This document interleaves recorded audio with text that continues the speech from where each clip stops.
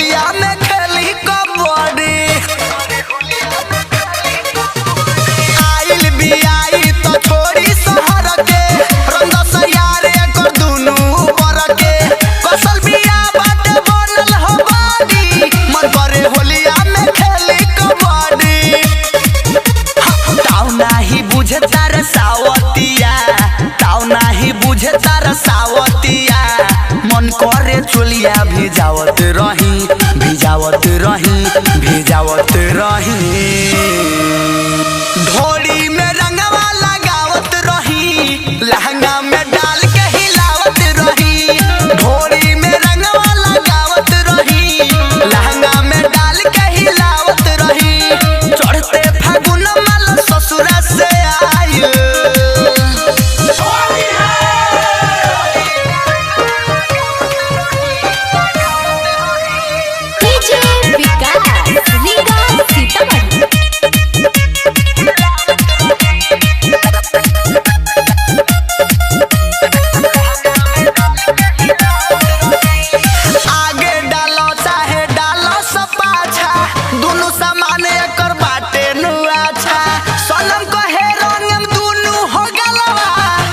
के लागल बा तोहरे पमना।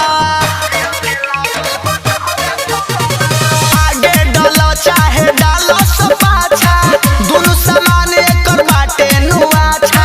सनम कहे रंग दुनु हो गलवा धीरज के लागल बा तोहरे पमना।